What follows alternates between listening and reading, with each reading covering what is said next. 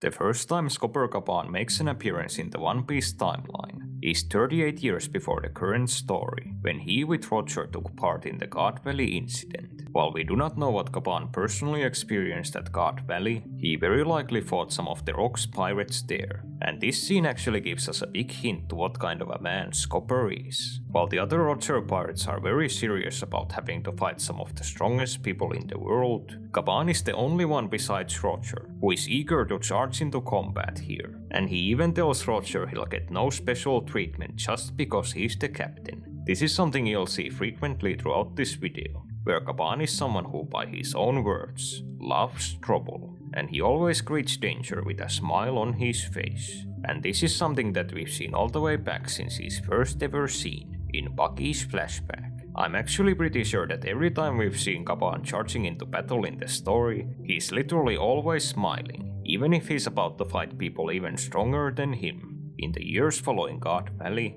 Gaban was seemingly always with Roger, where we've seen him at his captain's side when they fought against other great pirates of the era. This is likely where Gaban solidified his reputation as one of the 3 strongest men on Roger's ship, as this period in the story has frequently been referred to as Roger's era. And we've actually never seen Roger without his crew by his side until they eventually disbanded. It was also in this era, 28 years before the current story to be exact, that Roger discovered that he had a fatal illness, and this led to Gaban at one point taking Roger to a hospital that was in the mountains. This turned out to be a rather dangerous situation, where the hospital got surrounded by enemies. Gaban, however, let Roger rest inside, while he took care of this problem, where Scopper alone fought the hundreds of people assaulting the mountain. The aftermath of the battle was apparently so intense that Gaban had during the fight ended up cutting every single tree in the vicinity, and this feat earned him the title of Mountain Eater, as he'd literally left the entire mountain top bare. This is actually incredibly similar to a feat Roger himself once did, where Roger at one point in his life is said to have destroyed an entire nation's army for the sake of his friends. This event also highlights Gaban's choice of weapons, which is 2 axes, which is once again something that was first established when we first saw Gaban in Bucky's flashback. Him fighting with axes could potentially be a nod to the fact that Nami, the respective number 3 member of Luffy's crew, was in the original sketches of One Piece meant to wield an axe, which admittedly is very hard to imagine with the Nami that we know from the actual story. The Mountain Eater event also shows a surprising aspect of Gaban's character, which is that even though Scopper himself is very daring, he was also very protective of his captain. And we also see this in other scenes, where Gaban tells Roger to be more mindful of taking risks,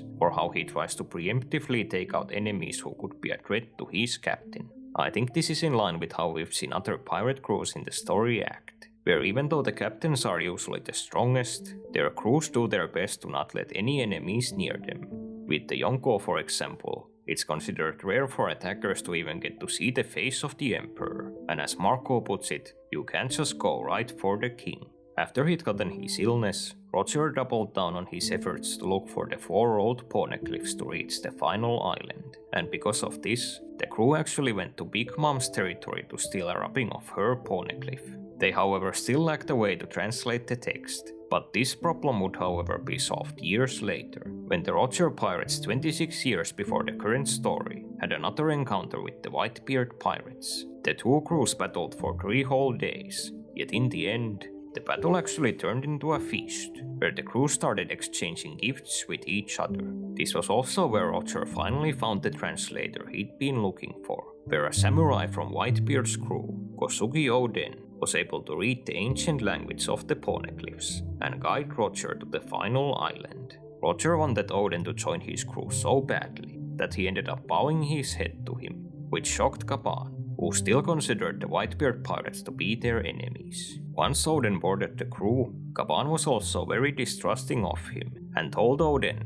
that just because their captain needed him did not mean that the Roger pirates would accept him as one of their own. It did not take long, however, until Oden naturally charmed the entire crew, including Gaban, and they were soon partying and sharing drinks together. Gaban seemed to develop a much deeper bond with Oden than the others, where he was adamant that Oden should get home safe once their journey was done, and later in life, Scopper also mimics Oden's mannerisms, uses his catchphrases, and wears the clothes of his country. This is pretty interesting, since Oden only spent a single year with the Roger Pirates. I suppose this shows that fellowship is much more about how you spend your time together, rather than for how long. I don't know. Maybe Gaban and Scopper bonded over them being some of the very few fighters who actually dual-wield weapons. Or maybe Gaban is just the One Piece world's equivalent of a weeaboo.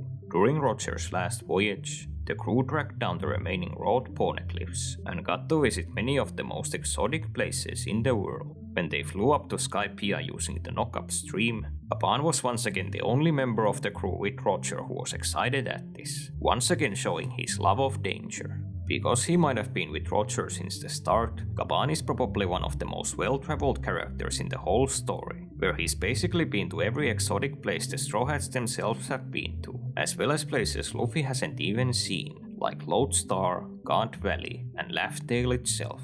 This also means that Gaban personally knows a lot of Luffy's friends throughout the world, and surprisingly, Scopper has likely also met one of the Straw Hats years before Elbaf, and I'll reveal who this is later in the video. When the Roger Pirates went to Fishman Island, Gaban was surprisingly rude to Neptune, where he told him that they didn't have time for small talk with him. I however think it is likely Scopper was simply worried about Roger's health here, and wanted them to get to the final island as soon as possible before his time was up.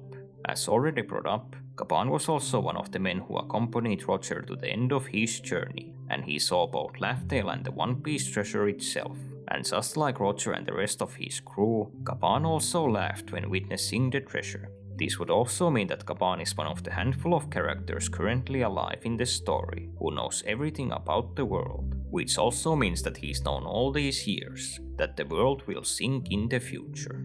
After the Roger Pirates disbanded, Gaban cried when both Roger and Oden left the ship.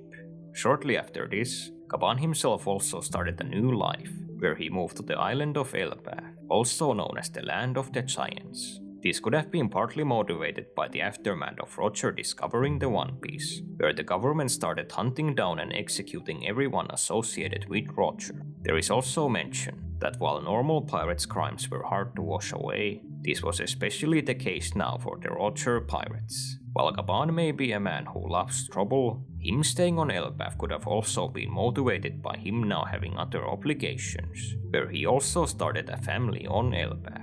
Gaban married a giant called Ripley, and had a half-human, half-giant son named Colon with her, and he's apparently stayed with them on Elbaf for the past 20 years. Gaban says that he does not care that his wife and son are members of another race, where he thinks that love knows no bounds, and Scopper even declares himself the emissary of love.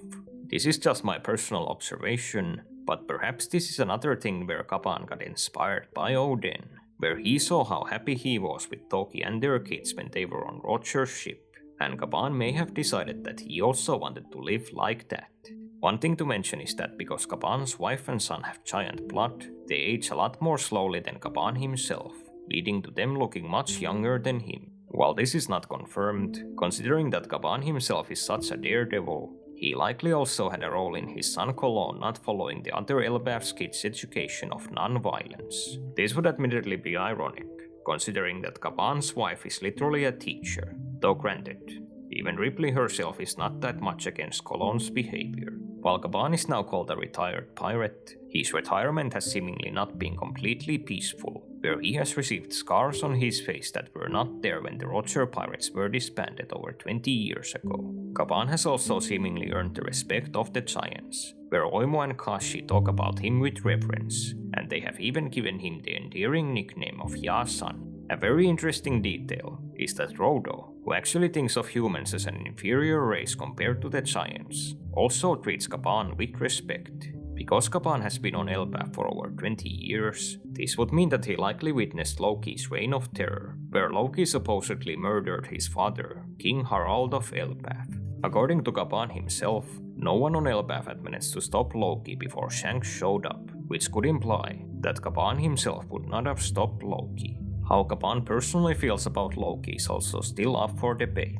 When he takes the key to Loki's chains from Luffy, Gaban comments that freeing him is something even the most wicked men on the island would not do. The way Gaban however phrased this still does not reveal his personal feelings about Loki, as he's only commenting on Loki's general reputation. Just like the other members of Roger's crew, Gaban has also been waiting to meet Luffy, and it is likely that he has also made the connection that the Straw Hats are the pirates they've been waiting for all this time. In other words, Gaban has likely concluded that Luffy is the second coming of Joy Boy. This is actually very interesting, as this could be the reason why Gaban very recently left Elbaf.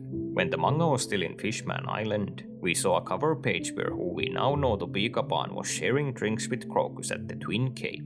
The reason for drinking was also seeing the news that the Straw Hats had returned to the world scene after their 2-year training during the time skip. However, it could be that this was not the original reason why Gaban went to meet Crocus. Going all the way from Elbaf to the very beginning of the Grand Line is a huge voyage, where you literally have to go from one side of the planet to the other, and it would take at the minimum weeks of travel to do this. This likely means that Gaban decided to go visit Crocus even before the Straw Hats had returned to the world scene, which is very interesting. The trip to see Crocus is the only known thing Gaban has done in the current story, and it may actually be one of the few times he has left Elbaf, as the Giants did say that he has lived there for the past 20 years. There is however another recent event in the story that is extremely important for Gaban, which is Vegapunk's broadcast in the Egghead arc. This is because Vegapunk in his message literally spilled the beans to the entire world that the Roger pirates learned the true history. This essentially paints a huge target on Gaban and the other surviving crewmates' backs, as in the past, it was only the government and a few other pirates who knew how valuable the Roger pirates' information was. So yeah, thank you Vegapunk, though I guess Gaban would be someone who wouldn't mind the added danger to his life. When it comes to Scopper's reputation and status in the One Piece world, Gaban when he was active stood shoulder to shoulder with Roger and Rayleigh, and was known as the left hand of the Pirate King. Despite all of this, however, Scopper has seemingly been somewhat overshadowed by the fame of his other crewmates. While Usopp had heard about the likes of Rayleigh and Shanks, he had never heard about Gaban. Neither did Nami recognize Gaban when she first saw him, whereas Rayleigh is someone most pirates know on sight. Now, why could this be, if Gaban is said to be a peer of Roger and Rayleigh? I think some of it could come down to plain and simple marketing. No offense to Scopper, but a title like the Dark King is simply way more memorable than the Mountain Eater. Would reputation, however, even be something Gaban would personally care about? It's possible, since there are a lot of connections between the three top guys of Roger's crew and the Monster Trio, and it could be that Gaban had a similar rivalry with Rayleigh that Zoro has with Sanji. However, from what little we've seen, Rayleigh and Gaban seem to get along way better than Zoro and Sanji, and they clearly did not have the constant need to compete over who's better. If anything, if Gaban had a rival, it could have actually been Roger himself, where we in flashback scenes see them at odds more than once. Though granted, Roger apparently fought with a lot of his crewmates, not just Scopper. One Straw Hat who could recognize Scopper when they meet could however be Frankie. This is something I hinted at earlier in the video, but the Roger pirates actually went to Water 7 during their final voyage, and we for example saw Frankie interacting with Oden. If the two meet on Elbaf, it could be that Frankie recognizes him as one of the men who came to his island with Roger all those years ago. Or not.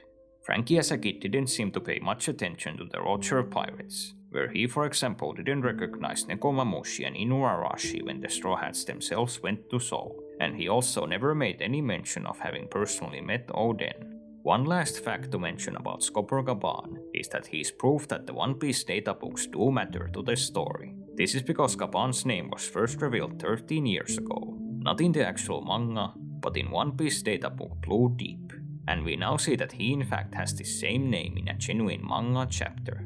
This however is hardly the first time databook info has later been revealed to be accurate to the manga, which makes sense, since these books have literally been authored by Oda himself. And Oda has repeatedly said in the SBS that this extra material is still a part of the story. Anyway, that's it for Scopper and most of the things we know about him in the current story. If you like this video, you should click here to watch my other explained video about Vigarland and Shamrock, where I in the same style break down everything we know about his character up to now. Thanks a lot for watching this video to the end, I really do appreciate it.